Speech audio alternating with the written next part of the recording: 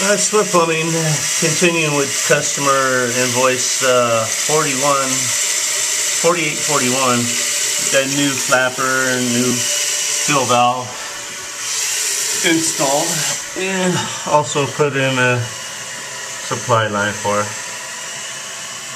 And we have no drips. Everything's filling up, flushing good.